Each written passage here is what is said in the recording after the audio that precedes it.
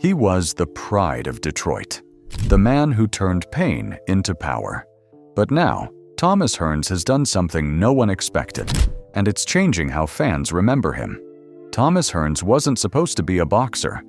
He was born in Memphis, Tennessee on October 18, 1958, but his family moved to Detroit when he was 5 years old. Detroit in the 60s and 70s wasn't an easy place to grow up. The city was rough, and kids like Hearns had to figure out how to survive. For him, that meant finding his way to the Kronk Gym. The Kronk was a boxing gym run by Emanuel Stewart, who later became one of the greatest trainers in boxing history. Stewart saw something in Hearns right away. The kid was tall, skinny, and had these long arms. Most trainers would have told him to gain weight and try to fill out his frame. But Stewart did the opposite. He built Hearns' entire style around that reach. Hearns had a 78-inch reach. Even for a heavyweight, that was massive. But Hearns started his career as a welterweight, which meant he was fighting guys who weighed 147 pounds. His arms were longer than almost everyone he faced. He could stand at a distance where opponents couldn't touch him, then give punches that landed well enough to bring them down. He turned pro in 1977 when he was 19 years old. He didn't waste time. He won his first 17 fights, and 16 of them ended in knockouts. With that, he won the attention of the people. By 1980, he was the WBA welterweight champion after knocking out Pipino Cuevas in 2 rounds. Hearns had dropped Cuevas twice in the first round, then finished him in the second. That's when people started calling him the Hitman. But Hearns wasn't satisfied with one title. He wanted more. He moved up in weight and kept winning.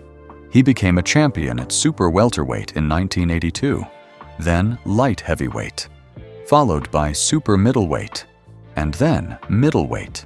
By the time he was done, he had won world titles in 5 different weight classes, and he was the first to have accomplished that. His record ended at 61 wins, 5 losses, and 1 draw. 48 of those wins came by knockout. That's almost 80%. When Hearns hit you, there was a good chance you weren't getting back up. But by 2024, Hearns wasn't the young fighter throwing bombs anymore. He was 66 years old. He'd had hip replacement surgery earlier that year because the bone-on-bone condition made it impossible to walk without pain. He wasn't fighting anymore. He was just trying to live a normal life and stay connected to the fans who had supported him for decades. That's when the raffle happened, and the news exploded. What happened with the raffle? It was October 2024. Thomas Hearns decided to run an online raffle. It wasn't supposed to be complicated. He was trying to raise some money and give fans a chance to win pieces of his boxing history. Real memorabilia from his career. For fans who had followed Hearns for decades, this was a chance to own a piece of boxing history. He set it up through a platform called Raffle Creator. The site was supposed to handle everything. Fans would enter, pay their entry fee, and the platform would process the payments and run the drawing. Hearns only needed to ship out the prizes to the winners. Simple enough. Or at least that's how it was supposed to work. But technology doesn't always cooperate. The platform had server issues. Payments that fans thought had gone through didn't actually process. People entered the raffle, got confirmation that they were in, then later found out their payments had failed. Some fans lost money. Others were just confused about whether they had actually entered or not. The whole thing turned into a mess. Of course it wasn't Hearns' fault. He didn't build the website. Neither did he run the servers, not process the payments. He just wanted to do something nice for his fans, and the platform he trusted let him down. And because he was the face of it all, he took the shot for it. Most celebrities in that situation would have blamed the company, put out a statement through a publicist, or just ignored the whole thing and moved on. The fans would have been disappointed, but they would have understood. Technical problems happen. But Thomas Hearns was more responsible and accountable. On October 16, 2024, he posted a video on Instagram. He personally got in front of the camera and addressed the people who had tried to enter his raffle. His voice was calm, but you could hear the frustration behind and the self-disappointment of letting people who trusted in him down. "Hey everyone, I want to sincerely apologize," he started. He didn't make excuses. He didn't spend 5 minutes explaining that it was the platform's fault or that he had nothing to do with the technical problems. He just said he understood why people were upset and that he took full responsibility for making it right. To that effect, he created a new raffle. Centerpiece of the new raffle was a custom leather jacket. It was a black and gold leather with Hitman embroidered on the front and Hearns vs. Barkley 2 on the back. He called it the Big Payback jacket. The new raffle launched on October 19, 2024, just 3 days after the apology. He didn't make people wait weeks or months. He fixed it immediately. The upgraded prizes went out. The platform issues were resolved. And the fans who had been frustrated 3 days earlier were suddenly talking about how classy Hearns had been about the whole thing. The video went viral in boxing circles. Outlets like Essentially Sports covered it. Social media lit up with comments from fans saying they had even more respect for Hearns after seeing how he handled the situation. Some people pointed out that modern athletes with 10 times his social media following would never have responded that way. They would have let their team handle it or ignored it completely. But Hearns was old school. He faced his mistake head-on, just like he faced Marvin Hagler in that ring in 1985. What made the apology resonate wasn't just that he said, "Sorry." The raffle incident showed who Hearns really was outside the ring. He didn't need to apologize the way he did. He could have done the bare minimum, and nobody would have blamed him. But that wasn't who he was. He was humble. He came from Detroit, from the Kronk Gym, from a place where respect mattered, and your word meant something. Emmanuel Stewart had taught him how to fight, but he had also taught him how to carry himself. But why is it making the headlines now? Fast forward to October 16, 2025. Exactly 1 year later, the apology video started circulating again. People were sharing it as a reminder of what happened. Others were using it as an example of how athletes should handle situations when things go wrong. The boxing community on X started posting about it, bringing up old memories of Hearns' career and connecting them to this moment of humility. New fans who had never seen the original video discovered it for the first time. They watched this old fighter, a legend from the 80s, taking responsibility for a raffle. And they realized that this was what greatness actually looked like. Not just the wins and the knockouts, but the character was as important. Someone even released a hip-hop track called Tommy Hearns by Marcus Anthony and DKGKIE, a Detroit-style tribute that blended faith and boxing history. The city that raised him was still celebrating him, not just for what he did in the ring, but for who he was as a person. And that's why a simple apology about a raffle became news. Because in a world where celebrities hide behind lawyers and publicists and carefully crafted statements, Thomas Hearns just showed up and told the truth. He said he was sorry. He explained what went wrong, and he made it right. Seeing who the man is outside the ring, who then is he in the ring? The men Hearns faced. But in the ring, Thomas Hearns didn't pick easy fights. From the moment he won his first world title, he went after the best fighters in the world. He wanted to fight killers, and that's exactly what he did. His first major test came in 1980 against Pepino Cuevas. Cuevas was the WBA welterweight champion and had defended that title 11 times. He was a devastating puncher from Mexico who had knocked out most of his opponents. Nobody expected Hearns to walk through him. The fight lasted 2 rounds. Hearns dropped Cuevas twice in the first round, then finished him in the second. After beating Cuevas, Hearns defended his welterweight title multiple times, but the fight everyone wanted was against Sugar Ray Leonard. Leonard was the golden boy of boxing. He was an Olympic gold medalist. He was quite charismatic, talented, and undefeated. The fight happened on September 16, 1981, in Las Vegas.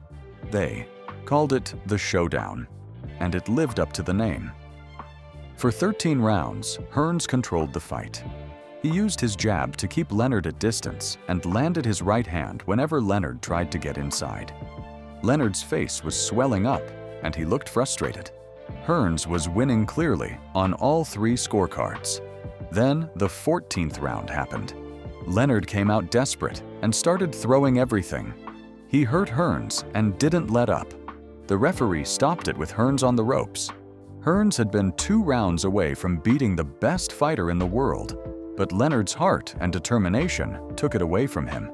The loss to Leonard stung, but Hearns didn't give up. He moved up to junior middleweight and became champion again. In 1982, he fought Wilfred Benitez, another highly skilled fighter with incredible defensive abilities. Benitez was slick and hard to hit clean. He had beaten Leonard earlier in his career, but Hearns figured him out.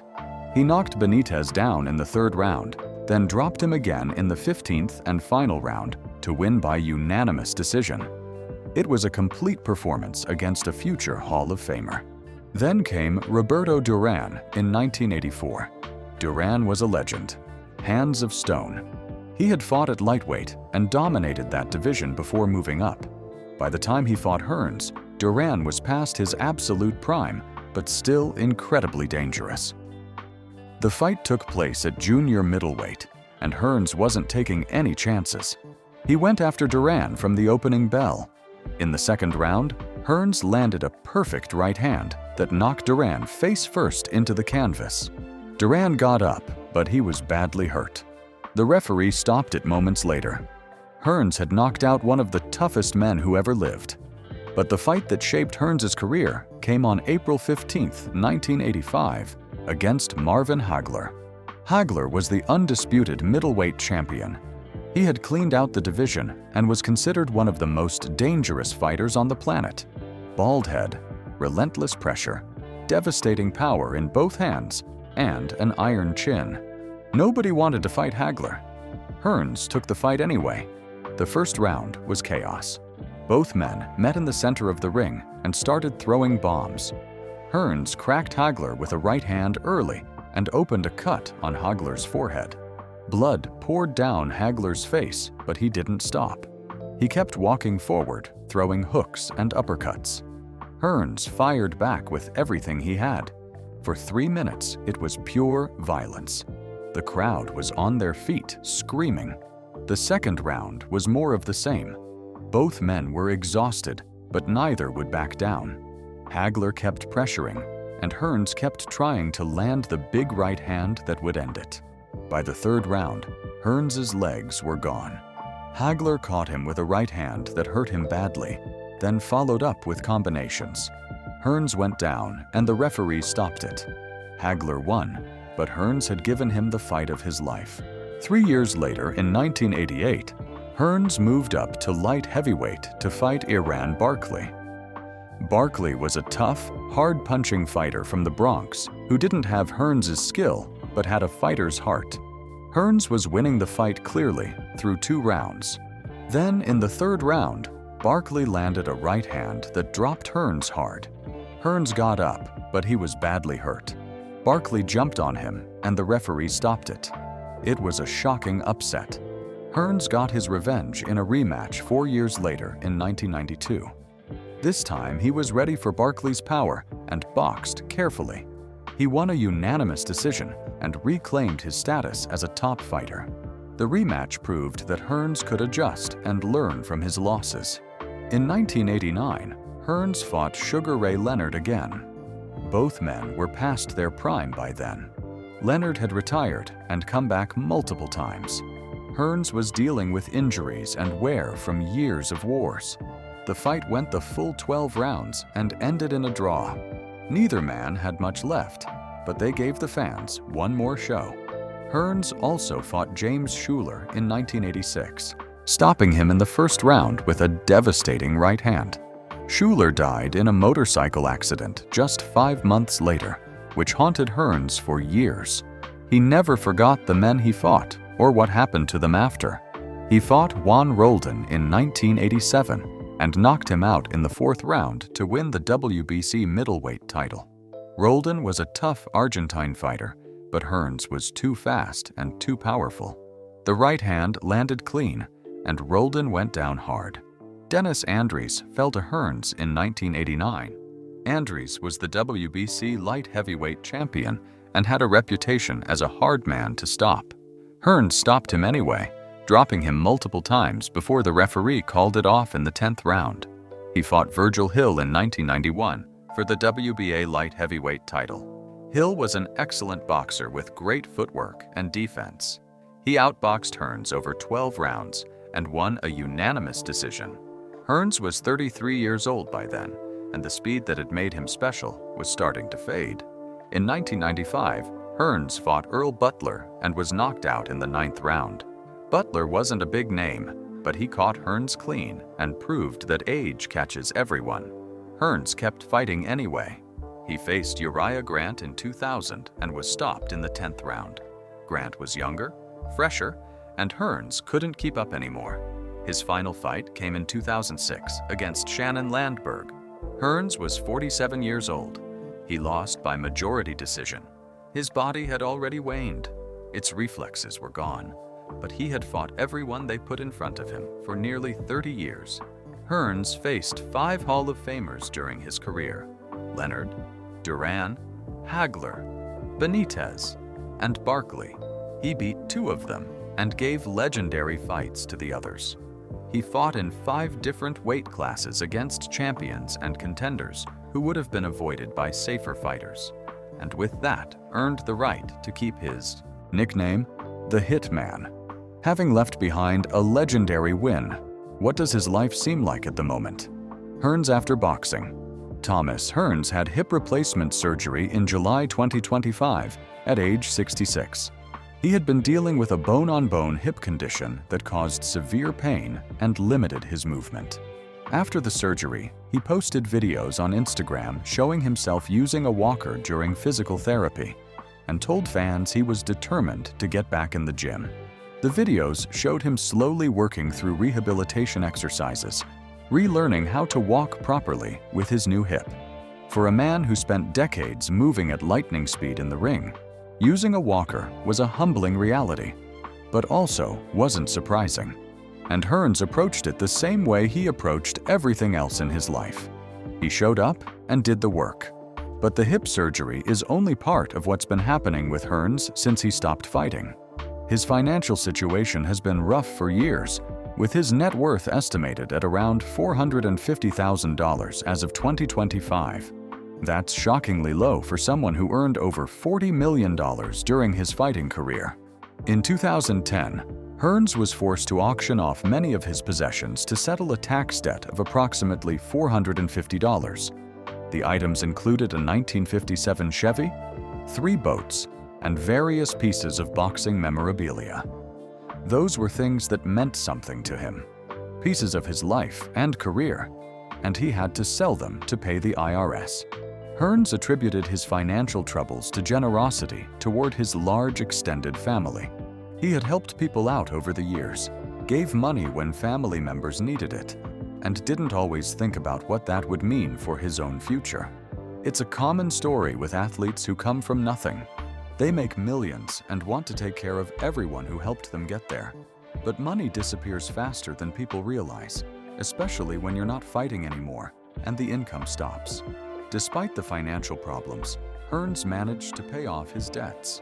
He didn't file for bankruptcy or walk away from what he owed. He sold what he had to sell and cleared his name. That's the kind of integrity he's always shown. Currently, Hearns resides in Michigan and works as a reserve police officer with the Detroit Police Department. It's not something most people know about. A boxing legend who fought Sugar Ray Leonard and Marvin Hagler now works in law enforcement in the city that made him famous. He didn't do it for the money or the attention. He did it because Detroit is his home, and he wanted to give back to the community that supported him throughout his career. Hearns has stayed close to the boxing world since retiring, occasionally making appearances at major boxing events and participating in charity functions.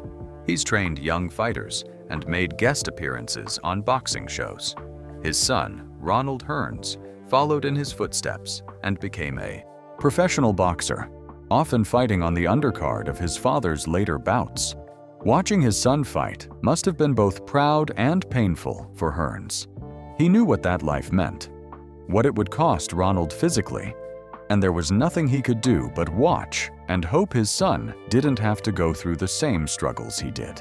Hearns' mother, Lois, became a fight promoter, and together they formed Hearns Entertainment, which promoted various boxing events, including the Mike Tyson versus Andrew Golota bout in 2000.